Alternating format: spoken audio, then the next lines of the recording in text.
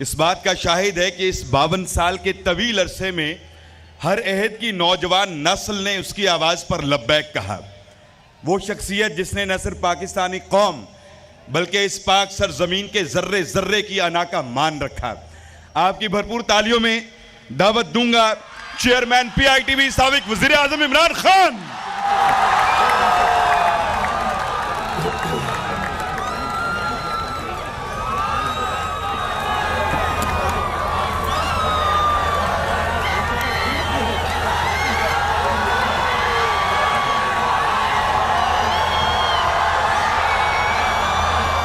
बिस्मिल्लाहिर्रहमानिर्रहीम।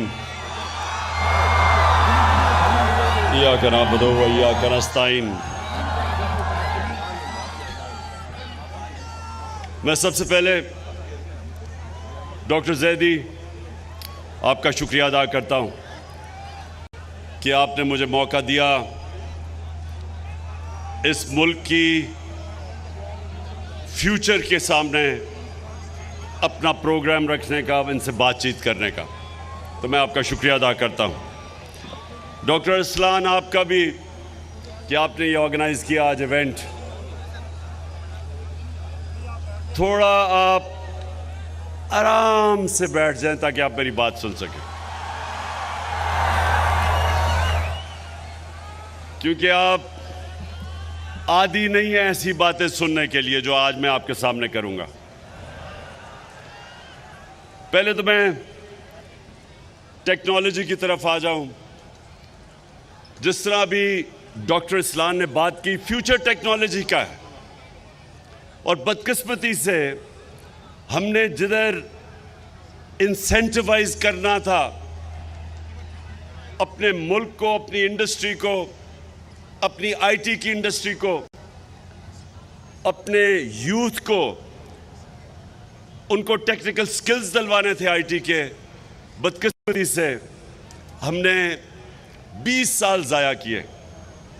हिंदुस्तान इन 20 सालों के अंदर, 20 साल पहले हिंदुस्तान की IT एक्सपोर्ट 1 अरब थी, आज उनकी 140 अरब डॉलर की एक्सपोर्ट है।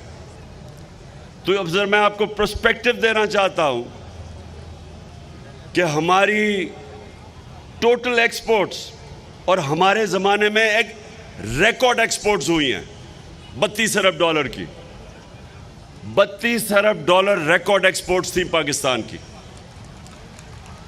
और जब आप इसको ये देखें कि हिंदुस्तान की सिर्फ IT की एक्सपोर्ट 140 अरब है, सो ये सोच लें कि हमने ये जो 20 साल इतने ज़ाया किए, इसमें अगर हमने अभी स्टेप्स लिए थे अपनी IT एक्सपोर्ट्स बढ़ाने के लिए, तो हमारा दूसरे साल में हमारी 35% एक्सपोर्ट बढ़ी, तीसरे साल में 45%, और जो आखिरी साल था उसमें 75% हमारी IT एक्सपोर्ट्स बढ़ी।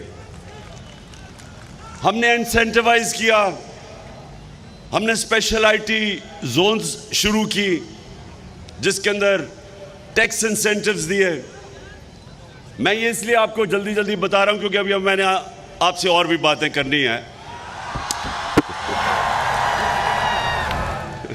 मुझे लग रहा है इतना ज़्यादा आपको IT के अंदर इंटरेस्ट नहीं है जितना होना चाहिए। फ्यूचर IT है, टेक्नोलॉजी की फ्यूचर है। अभी इसने अरसलान ने आपको कहा कि एक छोटी सी IT कंपनी ने 20 अरब डॉलर की अपनी IT की कंपनी बेची है। छोटी सी कंपनी। IT के अंदर 30 साल की कम से नौजवान अपनी कंपनीज बनाते हैं और बिलियनर्स बन जाते हैं। तो ये दुनिया इस तरफ जा रही है, और हमारी अब पूरी कोशिश थी हमारी गवर्नमेंट की, और इंशाल्लाह जब भी आगे आएगी, कि हमारा पूरा ही एम्फसिस स्टार्टअप्स को, कैसे हमने IT स्टार्टअप्स को इंसेंटिवाइज करना है, उनके लिए ज़ीरो टैक्सेशन, हमारी IT कंपनीज के लिए ज़ीरो टैक्सेशन, हमारा जो फ्रीलांसर्स हैं उनको 100% हमने कैपिटल गेन्स टैक्स माफ़ कर देना है ताकि वो काम करें, इंसेंटिवाइज हो। लेकिन मैं क्योंकि बड़ी देर के बाद गवर्नमेंट कॉलेज आया हूं, मैं ये चाहता हूं कि अब आप गौर से मेरी बातें सुने, क्योंकि इंसान और जानवर में फ़र्क क्या है? इंसान और जानवर में क्या फ़र्क है? दो बहुत बड़े फ़र्क हैं। मैं पहले तो एक एरिस्टोटल ने 2500 साल पहले एक बात कही। ये गवर्नमेंट कॉलेज गौर से मेरी बात सुनना। 2500 साल पहले उसने बात की कि अगर एक माशरे में जुल्म और नाइंसाफी है,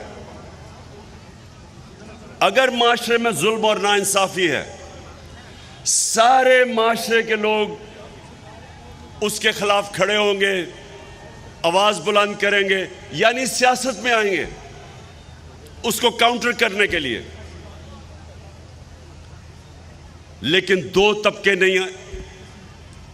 तबके जुल्म और नाइंसाफी का मुकाबला नहीं करेंगे। नंबर वन जो बुज़दिल हैं, जो डरते हैं कि हम ये ताकतवर जालिम के सामने खड़े होंगे तो वो हमारे पर जुल्म करेगा। कूफा के लोग,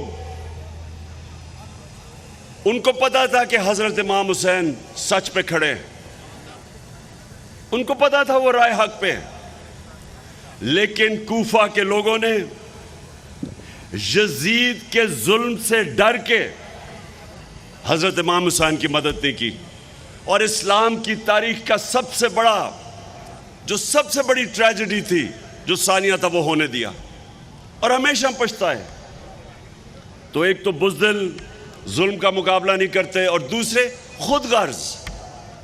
अगर मैं समझ रहा हूं मेरी जिंदगी बड़ी आसान है, मेरे पे सब कुछ है और मेरे माशरे पे जुल्म हो रहा है, लेकिन मैं कहूं कि मेरी जिंदगी में क्या फर्क पड़ेगा, मैं तो एंजॉय कर रहा हूं, मेरी जिंदगी आसान है। ये सबसे बड़ा प्रॉब्लम पाकिस्तान की एलीट का है कि हमारी एलीट, क्योंकि वो कंफर्टेबल है, आसान जिंदगी है, नौकर हैं। आप इंग्लैंड, यूरोप, वहां जाके काम करें, नौकर नहीं, नौकर को यह शायद ही कोई अफोर्ड कर सकता है।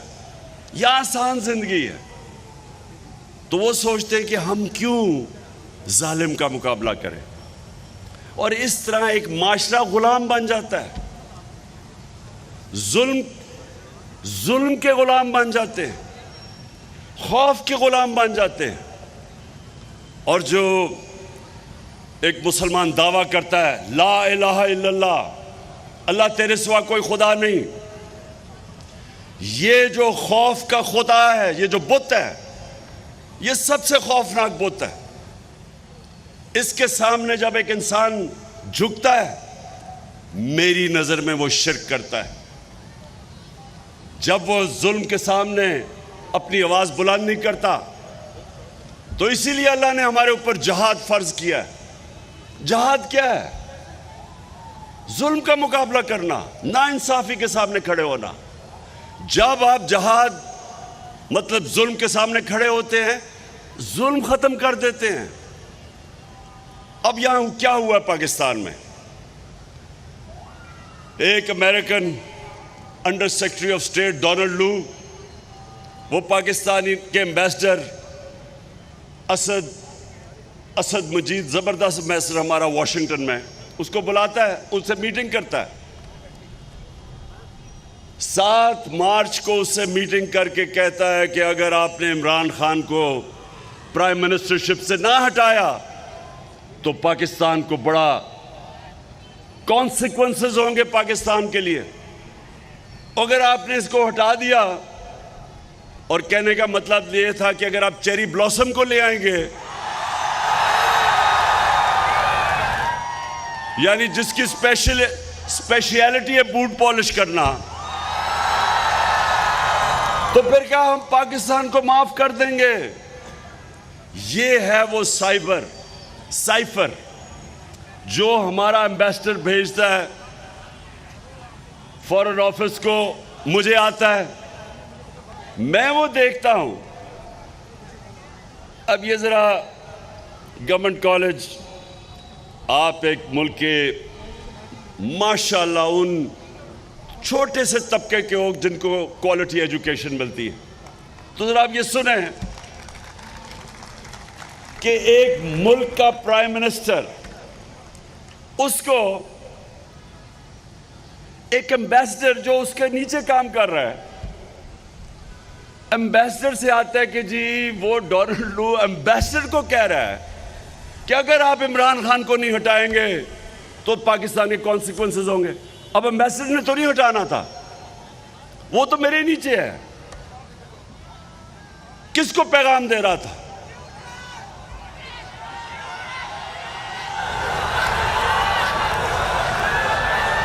मैं जरा गवर्नमेंट कॉलेज के सियासी शोर पूछना चाहता हूं, किसको पैगाम दे रहा था? समझ गया हूं, माशाल्लाह। पहला टेस्ट, पहला इम्तिहान पास कर गए हो आप।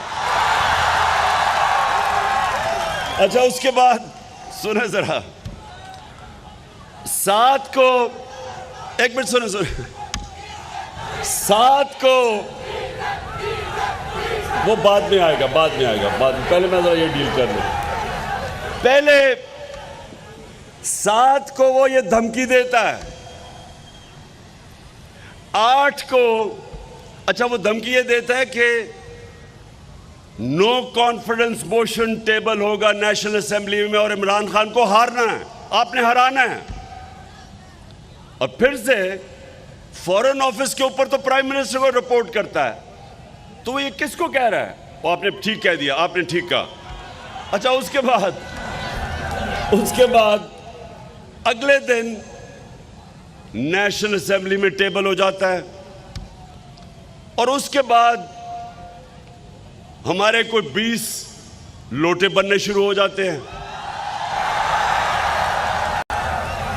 20-20, 25 करोड़ रुपया से उनके जमीर खरीदे जाते हैं।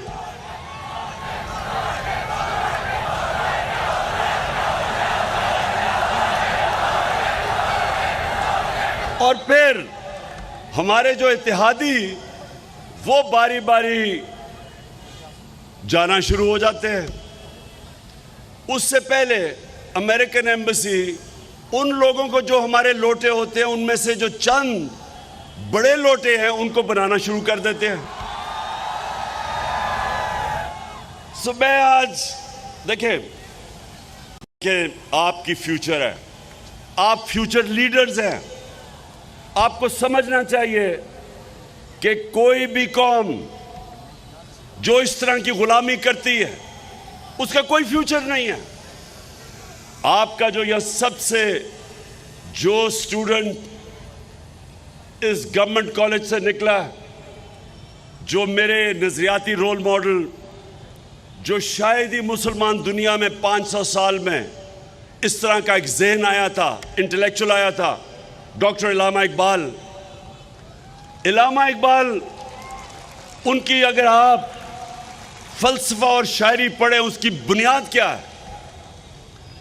वो एक गुलाम हिंदुस्तान के मुसलमानों को जगाने की कोशिश कर रहे थे, और वो ये कह रहे थे कि गुलाम की कोई परवाज नहीं होती। इकबाल का शाहीन तो वो बनता है जो अपनी जमीन की जंजीरें तोड़ देता है। जब तक आप गुलामी की जंजीरें नहीं तोड़ेंगे, इकबाल का शाहीन नहीं बन सकते, अब बड़े काम नहीं कर सकते। आपकी परवाज दूसरे इंसानों से ऊपर नहीं जा सकती। और एक मुझे जो मौलाना रूमी की बात मैं हमेशा अपने नौजवानों को बताता हूं, मौलाना रूमी कहते हैं कि जब अल्लाह ने तुम्हें पर दिए हैं तो चूंटियों की तरह जमीन पे क्यों रेंग रहे हो? इन अदर वर्ड्स, अल्लाह ने इंसान को अशरफुल मखलूकात बनाया है, सबसे अजीम मखलूक। फरिश्तों को कहा इंसान के सामने झुको, और जब वो नहीं झुका शैतान, तो अल्लाह ने शैतान को कहा कि तुम्हें भी नहीं पता कि मैंने कितनी सलाहियत दी है इंसान में। कहने का मकसद यह है कि हम सबको अल्लाह ने पर दिए हुए हैं। हमारी परवाज ऊपर जा ही नहीं सकती जब तक हम आज़ाद नहीं होते। और आज़ादी, जो मैं हकीकी आज़ादी की बात करता हूँ, एक तो अंग्रेज़ की ग़ुलामी थी, उससे तो कुर्बानियाँ दे के और हमारे ग्रेट लीडर कायद आज़म ने निकाल दिया। लेकिन अभी दूसरी ग़ुलामी है जिसे न्यू कॉलोनियलिज्म कहते हैं। आपको फतह किए बगैर आपको ग़ुलाम बना देते हैं, आपको कंट्रोल करते हैं, आपको हुक्म दिया जाता है। इस इंपोर्टेड हुकूमत को हुक्म दिया जाता है कि रूस से तेल नहीं लेना। हिंदुस्तान हमारे साथ आज़ाद हुआ था, वो 40% कम कीमत पे रूस से तेल ले रहा है। अमेरिका का स्ट्रेटेजिक एलाय है, उसके बावजूद तेल ले रहा है। हमें गुलामों को, इन गुलामों को, मैंने तो उसे निगोशिएट कराया था। ये हमाद मेरा पेट्रोलियम मिनिस्टर था, हम तो रूस जाके निगोशिएट कर रहे थे कि सस्ता तेल भी लेंगे, सस्ती गंदम भी लेंगे रूस से। तो जैसे ही ये इंपोर्टेड गवर्नमेंट आई, और मैं ये गवर्नमेंट को ये सुन लो जरा, यही नहीं कि सिर्फ साजिश के तहत एक बैरून मुल्क ने हमारे ऊपर एक गवर्नमेंट इंपोज की। पाकिस्तान के करप्ट तरीन बड़े बड़े डाकुओं को हमारे ऊपर बैठा दिया। 60% कैबिनेट जमानत पे है, 60% कैबिनेट चोरी के ऊपर जमानत पे है। चोरों को ऊपर बैठा दिया, जिन्होंने आके आते साथ ही अपने करप्शन केसेस खत्म करने शुरू किए। 1100 अरब रुपए के जो आपका पैसा था वो इन्होंने माफ करवाने शुरू कर दिए। कौम को धकेल दिया है पाकिस्तान की तारीख की बदतरीन महंगाई में। कौम को धकेल दिया है जो 6% पे, अभी हमाद ने बताया, 6% पे इकोनॉमी ग्रो कर रही थी, इंडस्ट्री ग्रो कर रही थी। 4 फसलें रिकॉर्ड परफॉर्मेंस थी एग्रीकल्चर में। वो इकोनॉमी उन्होंने उठा के आज आपने, पता नहीं, अगर वो होता मैं आपको दिखाता कि शहबाज शरीफ अभी अमेरिका गया हुआ है। अगर आप ये सिर्फ सुने एक इंटरव्यू देख लें इसका। एक कोई ब्लूमबर्ग में खातून इससे इंटरव्यू कर रही है। अगर वो होता तो मैं ये इंटरव्यू आपको दिखाता। यहाँ पता नहीं आया या नहीं इनके पास। उसे सुने उस औरत को जो एंकर है टीवी की, उससे कह रहा है कि खुदा के वास्ते हमें पैसे दे दो। कहता अगर आपने पैसे ना दिए हमारा दिवालिया निकल जाएगा। वो आगे से वो कहने की कोशिश करती है मैं तो टीवी एंकर हूं। वो कहता फिर अपनी चैनल के जरिए लोगों को बताओ कि हमारा दिवालिया निकल जाए, खुदा के वास्ते हमें बचा लो। तो वो मुल्क 5 महीने पहले इकोनॉमिक सर्वे ऑफ पाकिस्तान के मुताबिक जो इन्होंने पब्लिश की है, जिसके अंदर 17 साल के बाद पाकिस्तान की बेहतरीन परफॉर्मेंस थी, वो मुल्क का आज प्राइम मिनिस्टर कह रहा है कि जी हम अपने कर्जे नहीं वापस कर सकते, हमारा दिवालिया निकल गया है, खुदा के वास्ते हमें पैसे दे दो। वो भी आपने नहीं सुना उसका कहीं कि मैं मांगने नहीं आया लेकिन मैं मजबूर हूं। तो गवर्नमेंट कॉलेज देखें, ये अगर इन लोगों को हम अपने ऊपर तस्लीम कर लेते हैं, मैं आपको यकीन दिलाता हूं कि जो मुल्क अपनी आज़ादी राय हक पे खड़ा नहीं होता, नाइंसाफी का मुकाबला नहीं करता, तो अल्लाह कुरान में कहता है कि मेरी ज़मीन पे निकल के देखो कितनी कौमें मैंने तबाह की जो मेरे हुक्म पे नहीं चली। कौमें रहती नहीं हैं। मेरी ज़िंदगी के अंदर पाकिस्तान टूटा। हमने ईस्ट पाकिस्तान से इंसाफ नहीं किया। हमने उनको जिस तरह रखा, ईस्ट पाकिस्तान में यूनानिमस थी वोट 1947 में पाकिस्तान में शामिल होने की। 99% ईस्ट पाकिस्तान के लोगों ने पाकिस्तान के लिए वोट दी थी। हमने उनसे इंसाफ नहीं किया। वो हमारे से मुल्क, मेरी जिंदगी में मुल्क टूटा। और अब अगर ये चोर हमारे ऊपर मुसल्लत हो गए, जिनके लीडर बैठे हुए हैं बाहर, अरबों रुपए की प्रॉपर्टीज में बाहर बैठे हैं, पाकिस्तान आते हैं, हुकूमत करके लूट के पैसा फिर बाहर चले जाते हैं। किसी कौम, कोई मुझे एक मिसाल बना दे मुल्क जिसके 3 दफा प्राइम मिनिस्टर बाहर बैठा हुआ है, बेटे कहते हैं हम पाकिस्तान के शहरी नहीं हैं, क्योंकि वो बता नहीं सकते कि अरबों रुपए की प्रॉपर्टीज किधर से आई उनके पास, तो कहते हैं हम बरतानिया शहरी हैं।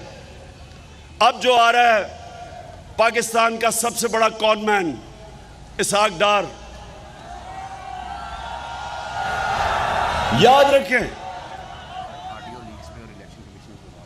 याद रखें कि इसहाक डार को हमारे दौर में नहीं भागा, नून लीग की गवर्नमेंट थी। नैब ने इसको सवाल के लिए बुलाया, पूछा कि तुम्हारे वालिद साहब की बड़े मेहनत कश से साइकिल की दुकान थी, तो आप तो अरबोपति बन गए, किधर से पैसा आया? तो क्योंकि जवाब नहीं दे सकता था, मुल्क से बाहर भाग गया और प्राइम मिनिस्टर के जहाज में मुल्क से बाहर गया और कहता मैं इलाज करवाने गया हूं। वो 3.5 साल से इलाज हो रहा है, वो अभी तक नहीं पता किस चीज का इलाज है।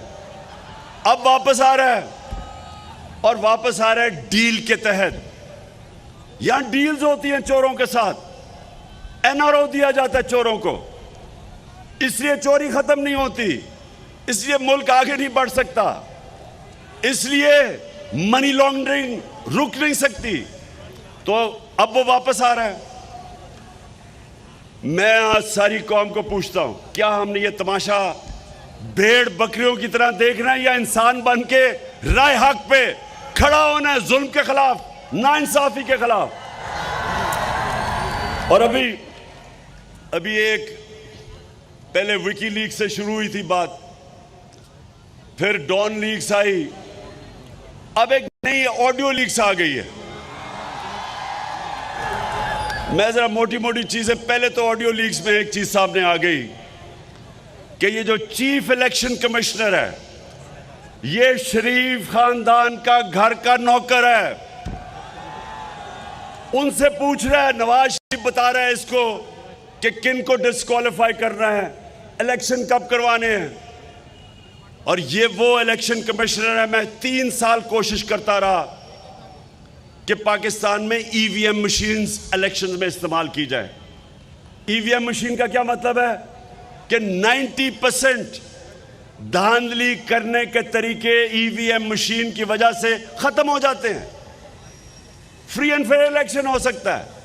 इस आदमी ने नवाज शरीफ के कहने पे और जरदारी के कहने पे, जिन्होंने जाली वोट्स बनाई हुई हैं, इन्होंने ईवीएम मशीन्स नहीं आने दिए। तो आज तो अगर इसमें थोड़ी सी भी, ये जो ऑडियो लीक्स हुई हैं, थोड़ी सी भी इसमें शर्म और हया हो तो आज रिजाइन कर दे। लेकिन क्योंकि इसमें शर्म और हया नहीं है तो इसको हमें रिजाइन करवाना पड़ेगा।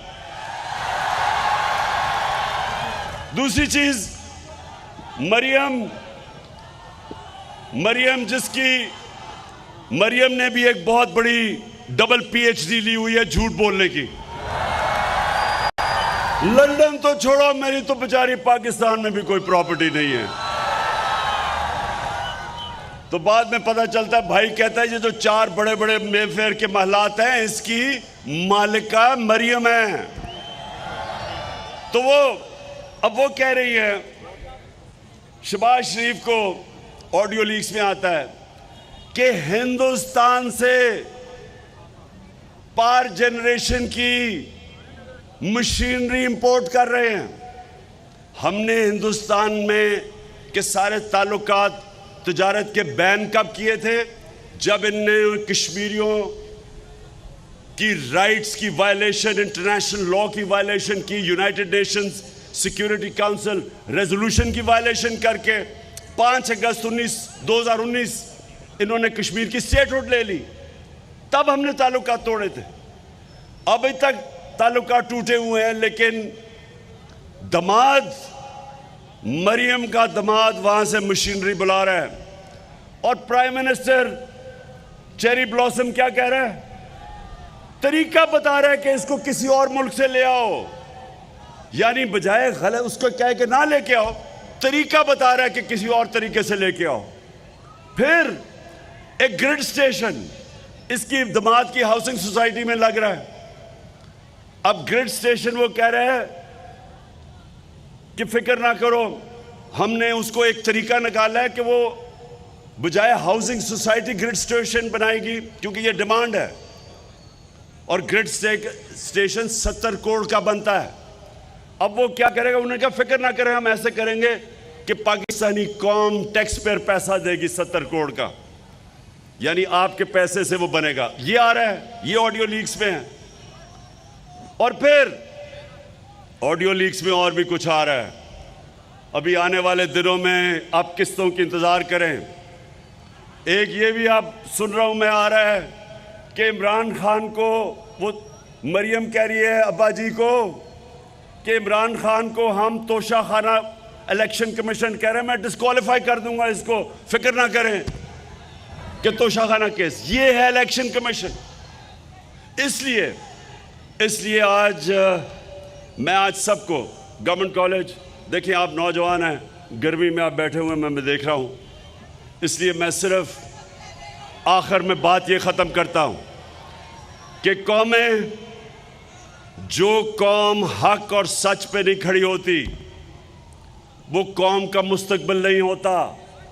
जो कौम अमर बिल मारूफ, अल्लाह का हुक्म है कि अच्छाई के साथ खड़े और बुराई के खिलाफ खड़े हो, जब एक कौम में अच्छे और बुराई की तमीज़ ख़त्म होती है, कौम मर जाती है। ये मैं नौजवानों को इसलिए कह रहा हूं कि जितनी भी बड़ी मूवमेंट्स हैं, जब भी इनकलाबी मूवमेंट्स दुनिया में शुरू होती हैं, जिस तरह तहरीक पाकिस्तान थी, उसमें नौजवानों ने लीड की थी, यूथ ने लीड की थी, आप जैसे नौजवानों ने लीड की थी। ये जो अब हकीकी आज़ादी की तहरीक है, मैं अपने सारे यूनिवर्सिटी स्टूडेंट्स, नौजवान, तालिब इल्म, मैं चाहता हूं आप सब इसमें शामिल हो, अपनी फ्यूचर के लिए, अपने मुस्तकबिल के लिए। मैं जब यूनिवर्सिटी में इंग्लैंड में था, सारी यूनिवर्सिटी पॉलिटिसाइज थी। जो भी कुछ होता था यूनिवर्सिटी के अंदर प्रोटेस्ट होता था। ये जो वियतनाम के अगेंस्ट मूवमेंट चली थी, एंटी वॉर, यूनिवर्सिटीज में चली थी। अमेरिका में सिविल राइट्स मूवमेंट चली थी, यूनिवर्सिटीज में चली थी। यूनिवर्सिटीज फोर फ्रंट होते हैं राय हक पे खड़े होने के लिए, इंसाफ के लिए, हकूक के लिए। आज आप सब तैयारी कर लें। मैंने इनके खिलाफ, इन चोरों के खिलाफ मैंने अब जहाद डिक्लेयर किया है। जब तक मैं जिंदा हूं मैं इनका मुकाबला करूंगा और इंशाल्लाह आपको जीत के दिखाऊंगा। पाकिस्तान जिंदाबाद। मैं गुजारिश करूंगा मेहमान ख़ुसूसी जनाब इमरान खान साहब से कि वो लोग जिनकी अनथक मेहनतों से आज का दिन ये मुमकिन हुआ, मैं पहले बुलाऊंगा DG ई गवर्नेंस